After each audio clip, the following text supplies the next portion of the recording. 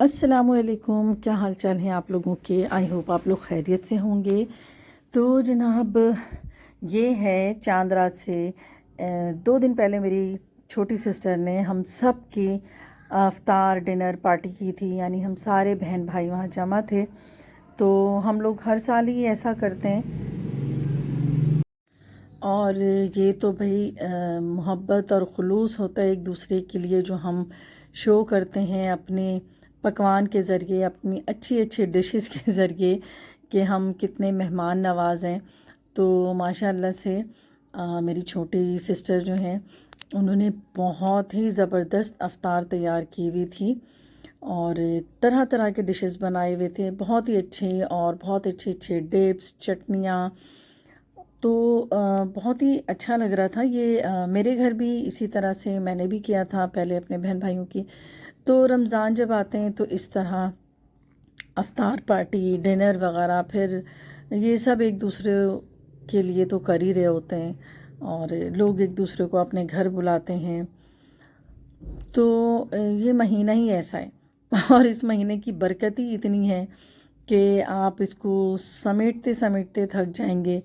लेकिन ये बरकतों वाला महीना इस। तो जनाब, हम सब पहुंच गए थे अपनी छोटी सिस्टर के घर, और माशाल्लाह से सारी चीज़ें बना चुकी थी। और ट्रैफिक इतना था, इतना ज़्यादा ही, रमज़ानों में कितना ज़्यादा रश हो जाता है ये तो सबको ही पता है कि कराची की फिर जो ट्रैफिक है वो तो बिल्कुल ऐसा है कि संभाले नहीं संभलती। तो बस हम यहाँ पहुँच चुके थे और अफ्तार लगाने में मदद कर रही थी मेरी बेटियाँ। और मतलब इतनी अच्छी अच्छी चीज़ें बनाई थी कि क्या बताऊँ, मतलब बहुत ही जायका है छोटी सिस्टर के हाथ में। तो ऐसे मौक़ों पर, त्योहारों पर, इस तरह के दिनों पर अपने वालिदैन बहुत ज़्यादा याद आते हैं। और वाकई हम कितने भी बड़े हो जाएं, वालिदैन की ज़रूरत हर वक्त, हर लम्हे महसूस होती है कि यहाँ पर आज अगर अम्मी साथ होती तो वो कितना खुश हो रही होती हम सबको इकट्ठा देखकर, या हमारे बच्चों को देखकर। तो बस करना खुदा का ऐसा हुआ कि जब ये करोना आया तो उस में मेरी वालदा की डेथ हो गई थी। तो उससे बहुत पहले जो है मेरे अब्बू की भी डेथ हो गई थी। लेकिन वालदा ने हम लोगों को बहुत ज़्यादा अच्छे तरीके से पढ़ाया लिखाया, पाला पोसा। तो बहुत मेहनत की हम सारे बच्चों पे। बात बस यहीं पर है कि माँ और बाप का नेमुल बदल तो कहीं भी नहीं है। और ऐसी खुशियों के मौके पर तो उनकी बेतहाशा याद आती है कि जब हम सारे इकट्ठे होते हैं तो अपने वालिदैन को बहुत ज़्यादा मिस करते हैं, अपनी अम्मी को बहुत मिस करते हैं। और मैं तो बहुत ज़्यादा करती हूँ, इसलिए कि मेरे दिन और रात जो है ना, बस वो अपनी अम्मी के साथ ही गुज़रते थे। बहुत ज़्यादा क्लोज़ थी मैं।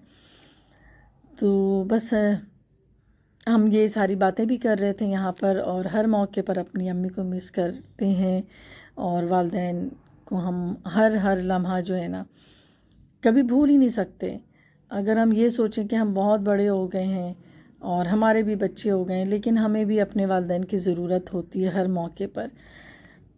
तो यहाँ पर बस अफ्तार भी हो गया था, और आज इस व्लॉग में बस ऐसा ही है कि सिर्फ खाना पीना है। और अफ्तार के बाद गपशप लगाया हमने काफ़ी देर के बाद, फिर खाने का टाइम हो गया। तो मेरी बहन ने बहुत ही मज़ेदार कुन्ना बनाया हुआ था। साथ में इसके जितने भी लवाज़मात होते हैं वो भी थे।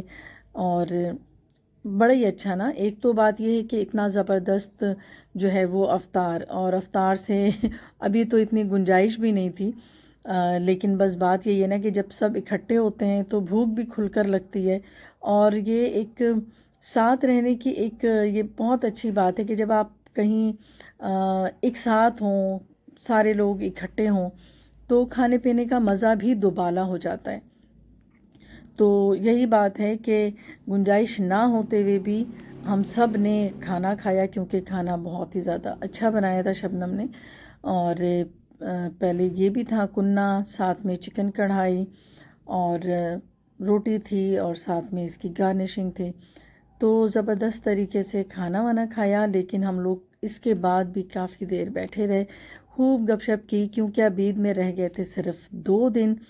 तो हम सब जो हैं बस अब अपने अपने कपड़ों के लिए बहुत ज़्यादा परेशान थे कि अब क्या होगा हमारा, क्योंकि अभी जो हमने कपड़े ऑर्डर किए थे ना, जो मैंने किए थे, वो अब तक ही नहीं आए थे। तो उसके लिए भी हम काफ़ी परेशान थे और मैं यही बात बता रही थी। तो जनाब ये है नेक्स्ट डे और ये मेरे कपड़े आ गए थे, जिसके लिए कि मैं बहुत परेशान थी और मैं ये कह रही थी कि अब तक कपड़े नहीं आए हैं।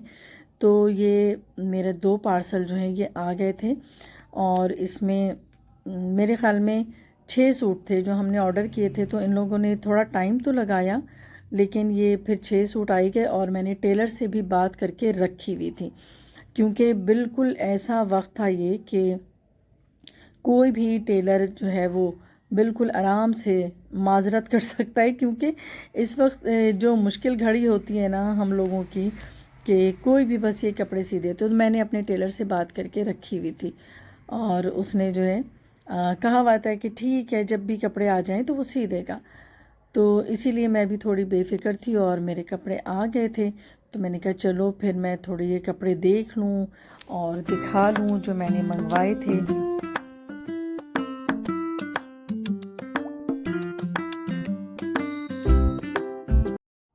तो भाई हमने कपड़े जो ऑर्डर किए थे और जैसे जिस तरह से वो पिक्चर में दिखाया था ना, बिल्कुल सेम एज़ इट इज़ वैसे ही कपड़े थे। और दुपट्टे तो आजकल ना इतने प्यारे बन रहे होते हैं कि ख़ुद ब खुद ही सूट भी जो है वो अच्छा लगने लगता है।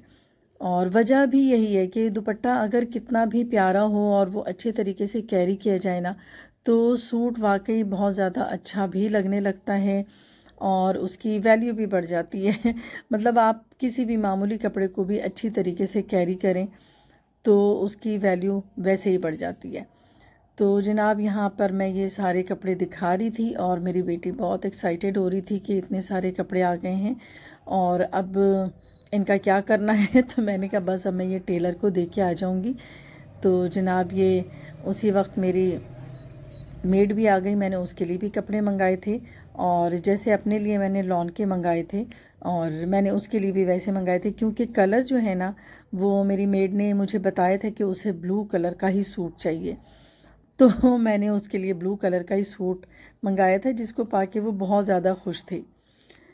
तो जनाब अब यहाँ से स्टार्ट होता है मेरा चांद रात के व्लॉग। तो चांद रात के व्लॉग ये है कि ये लास्ट रोज़ा है और असर का ही टाइम है और मैं बस अफ्तार बनाने की जिद्दोजहद कर रही थी। और जब लास्ट रोज़ा हो जाता है ना, तो बस फ्रिज में जितनी चीज़ें थी बस मैंने उसको यूज़ किया और मैंने कहा बस आज सारी चीज़ों को ख़त्म कर देना है, जितनी समोसे पकोड़े और जितनी चीज़ें थी ना, बस मैंने कहा आज तो ये सब ख़त्म कर देना है और अगर कुछ बच भी जाए ना तो उसे डिस्कार्ड कर देना है, क्योंकि अभी फ्रिज में बहुत ज़्यादा जगह चाहिए हमें। तो इसके बाद मैं चली गई थी पार्लर और वहाँ से अपना फेशियल वगैरह करा के आई और उसके बाद सीधे मैं किचन में खड़ी हो गई, क्योंकि मैं हमेशा चांद रात में ही सारी चीज़ें बना लेती हूँ, मैं अगले दिन के लिए कुछ भी नहीं रखती। तो जनाब यहाँ शीर खुरमे की तैयारी करने लग गई थी मैं और शीर खुरमे के लिए मैंने ले लिया था कोई 3-4 किलो दूध। तो मेरे पास तो ऑलपर के डब्बे थे, साथ में मेरे पास खुला दूध भी था, तो मैंने सारे दूध को ऐड कर दिया। 1 पाव बादाम था तो आधे पाव बादाम को ना मैंने 1 कप दूध में लेके ब्लेंड कर लिया, बहुत ज़्यादा बारीक नहीं, दरदरा सा, और उसको इसमें डाल दिया। ये बादामी शीर खुरमा है और ये इतने मज़े का बनता है कि मैं क्या बताऊँ। इस शीर खुरमे की तो बात ही और है, बहुत ही ज़बरदस्त। और तो मैंने ये पहले भी ट्राई किया था, पिछले साल भी मैंने ये बनाया था, तो सबको बहुत ही ज़्यादा पसंद आया था। तो शीर खुरमे की तैयारी तो हो गई थी, तो मैंने एक साइड पे कर दिया और अपने नेक्स्ट डिश की तैयारी करने लग गई, यानी कि हलीम। तो हलीम के लिए मैंने 1 किलो गोश्त ले लिया था, गोश्त डाल दिया, साथ में मैंने 2 अदद प्याज यूं ही कट करके डाल दी थी और इसके बाद इसमें सारे मसाले डाल दूंगी, लाइक लहसुन अदरक पिसा हुआ। ये तकरीबन मैंने आधे पाव से ज़्यादा के करीब डाला है, क्योंकि जो इसकी दालें होती हैं ना वो भीगने के बाद तो किलो के बराबर हो जाती हैं। तो दालों के अंदर मैंने डाला था कुटी दलिया, गेहूँ और मूंग मसूर चने की दाल, बस ये, और माश की दाल। इन सारी चीज़ों को मैंने धोकर सुबह से ही भिगो कर रख दिया था। तो वो अच्छी खासी भीग के ना बहुत ज़्यादा हो जाती हैं। तो यहाँ पर बस मैंने गोश्त डाला, साथ में मैं इसमें लहसुन अदरक डाल दूँगी, नमक डालूँगी, लाल मिर्च पाउडर डालूँगी, हल्दी डाल दूँगी और पिसी धनिया डाल दूँगी। अच्छा, ज़ीरा काली मिर्च जो है वो पिसी हुई नहीं थी, तो मैंने फिर वो साबित ही डाल दिया था। मैंने कहा चलो जब हम इसको ब्लेंड करेंगे तो ये मसाला भी पिस ही जाएगा।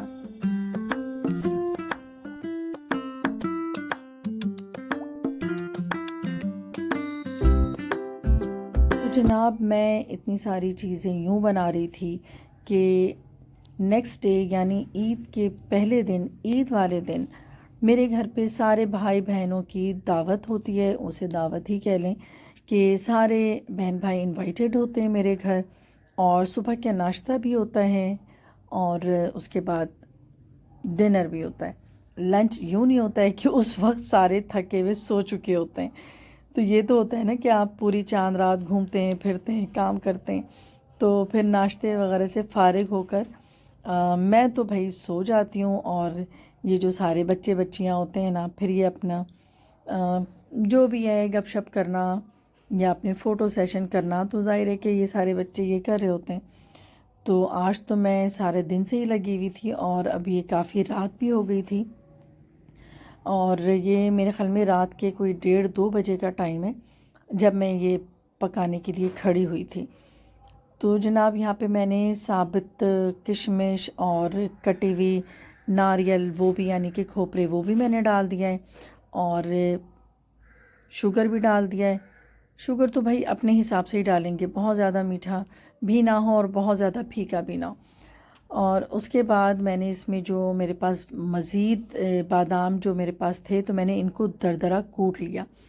ये भी आधा पाव के करीब है और आधा पाव मैंने पहले डाल दिया था।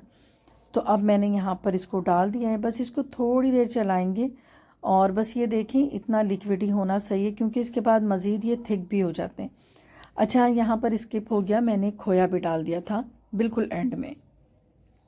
तो जनाब, अब तीसरी डिश की तैयारी करते हैं, यानी कि बिरयानी के लिए मैं कोरमा भी तैयार करने लग गई हूँ इसी वक्त।